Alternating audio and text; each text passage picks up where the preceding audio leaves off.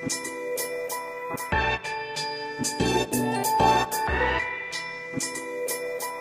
guys! Good afternoon! For today's vlog, I'm going to cook my own recipe for Miryenda.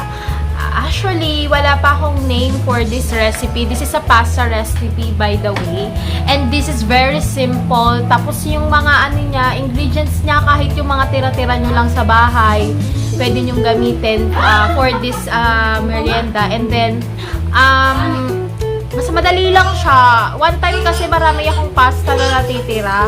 And then, hindi ko alam kung paano ko siya gagawin. Kung gagawin ko ba siyang carbonara, gagawin ko ba siyang spaghetti.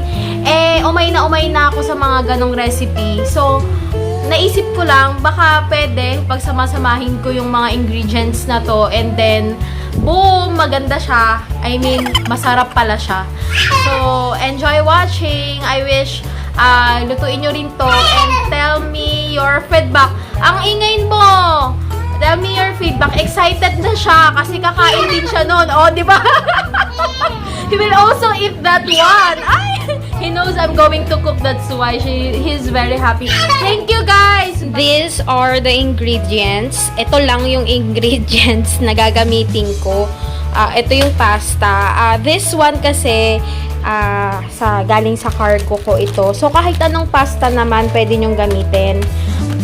And then, dairy cream and 1 piece of onion. Tapos, mga ilang pirasong garlic.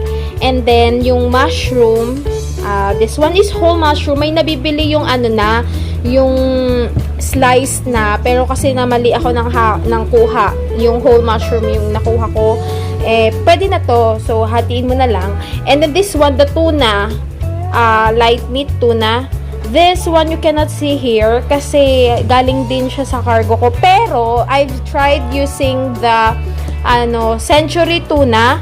Yung flakes in oil, pwede rin yun substitute for this one. So, basta kahit na anong tuna, pwede po siya. Okay?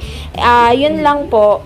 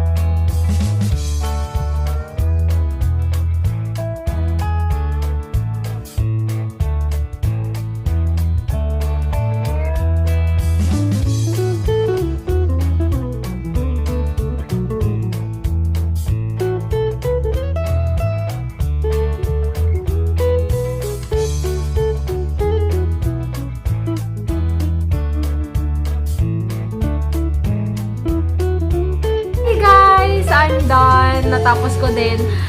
Siguro, ayun na, kumakain na sila. Siguro, ang itatawag ko na lang sa kanya, tuna pasta. Since gawa naman siya sa pasta. Tapos, gawa din naman siya sa tuna. So, tuna pasta na lang ang tawag doon. And sana, bigyan nyo ako ng reviews, feedback, kung kamusta ba siya, kamusta ang lasa para sa inyo. Kasi, for me and for my family, nasasarapan kami. So, hindi ko na lang din alam sa iba. Iba-iba naman tayo ng taste, di ba? So, thank you for watching, guys. Happy eating. Bye!